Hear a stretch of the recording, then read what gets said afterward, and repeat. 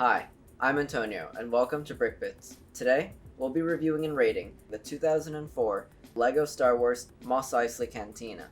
Now, this is the first iteration of the Cantina. It takes place on Tatooine during Episode 4. It contains 5 minifigures, a Landspeeder, a mini Cantina, and a Dewback, all in 193 pieces.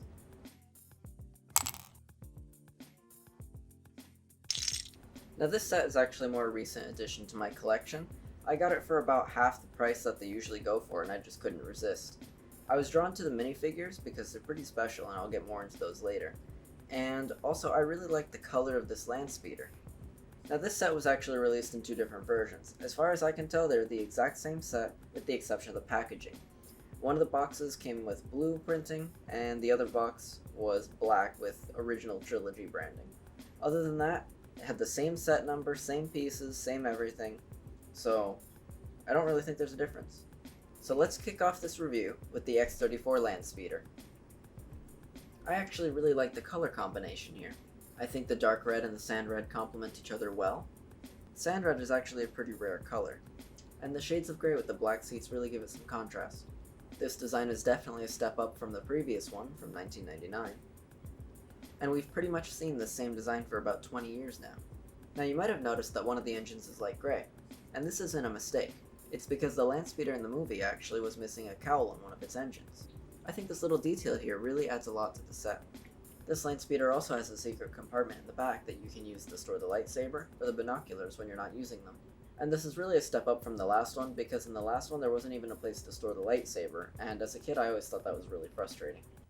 This Landspeeder is actually home to a number of unique pieces, including this rounded 4x4 tile in sand red, these tubes in these particular lengths and colors, these 2 sand red 2x2 Ls, these 2 dark stone gray pieces that are used to hold the engines in place, and the 2 dark stone gray engines themselves are unique. To clarify, when I say that these parts are unique, I'm not referring to the shape, I'm referring to the combination of the shape and the color together. So that means if you wanted, say, this piece, just like you see it here, you couldn't get it from anywhere else other than this set. And now, onto the mini Cantina. So while the actual Cantina may be much larger, this is a very small rendition of it.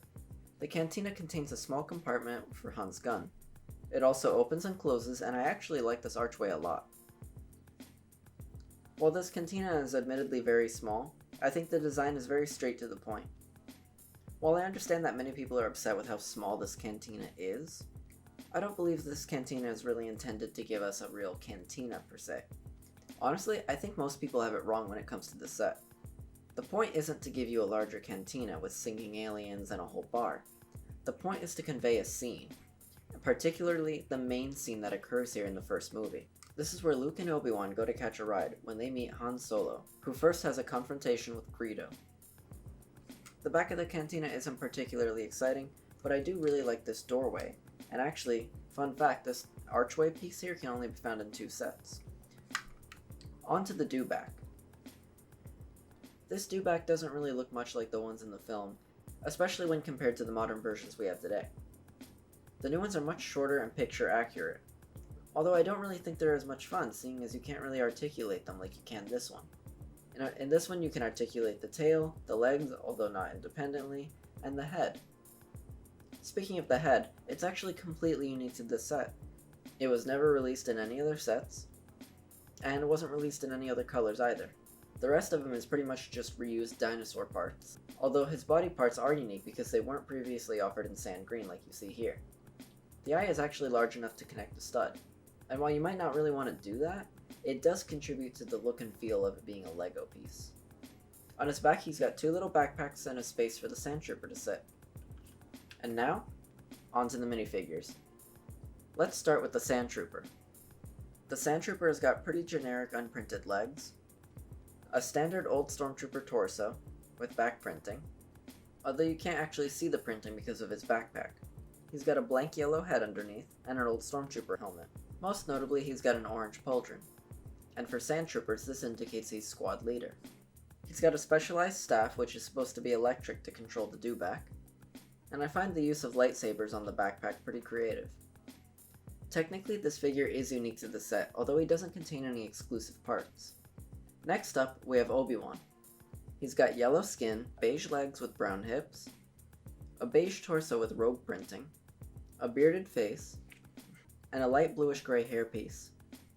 Technically, this figure is unique to this set, although the same figure was released in another set, with light gray hair versus light bluish-gray hair. Next up, we have Han Solo.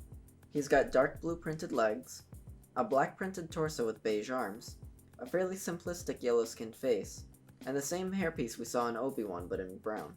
This figure is truly unique to this set because of his legs. While the same pattern was used on a number of different color legs, this is the only instance of the print on dark blue. He holds a blaster without a stud on the front, and I believe this is to make it look more like a handgun. It's been suggested that they left out the stud so that way it'd fit in the table, and I'm fairly certain this definitely isn't the case, because it's consistent with the original Millennium Falcon, where Han Solo also used the same exact gun setup without a stud. And I confirmed that other sets from then were already using a stud too, so this wasn't just the first time. Next up, we have Luke. He's got fairly detailed beige printed legs, white hips, and a white printed torso, with a robe pattern and a belt.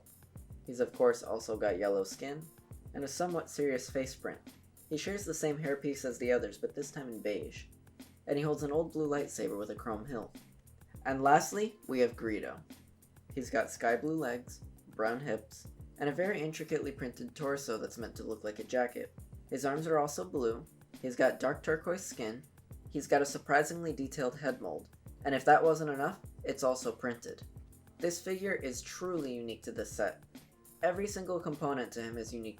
While we've seen the same head mold come out numerous times, this is the only instance of it in dark turquoise, and with this printing too. We see a lot of head molds today, like with the Tusken Raider, although I feel that all the new ones are just too big. This is a perfect example of a very complicated head mold at a reasonable and proportional size.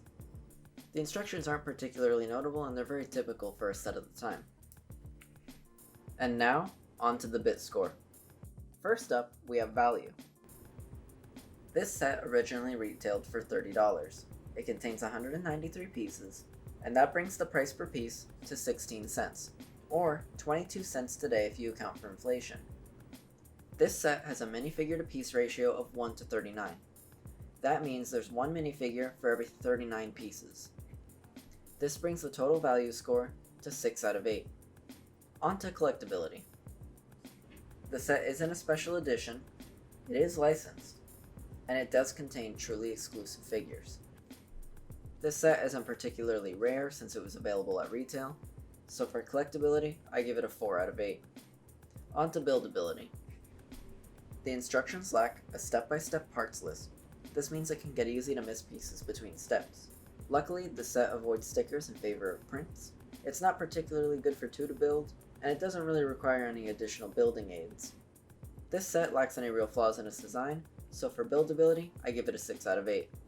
On to playability. This set is relatively strong and it doesn't fall apart with regular use. The small details that might come off are very easily put back on. It doesn't really have much for features, but considering the mobility of the Dewback, the opening and closing of the cantina, the hidden compartment in the table, and the hidden compartment in the back of the Landspeeder, I'd say it's perfectly reasonable for a set of this size. This set lacks any electric functionality, so for playability, I give it a 5 out of 8. This brings the total bit score to 21 out of 32. Overall, I really do like this set actually, and while yes, the cantina could have been bigger, you have to consider the price point. This set was only $30. If you wanted a full cantina, you'd have to be spending at least $60 like the newer ones. The point here isn't just the cantina. The point is the voyage to the cantina, the scene that occurs in the cantina, the environment around. And that's what this set is really all about. Overall, I'd have to recommend this set if you want to get your hands on some of these classic LEGO Star Wars figures, or even just some of the other things that come in it. Although, this set comes at a price. Today, this set is worth about $90 used, or $250 new. And that might be more than you're willing to pay. Let me know in the comments what you think about this set and which minifigure is your favorite. This has been BrickBits. Thanks for watching.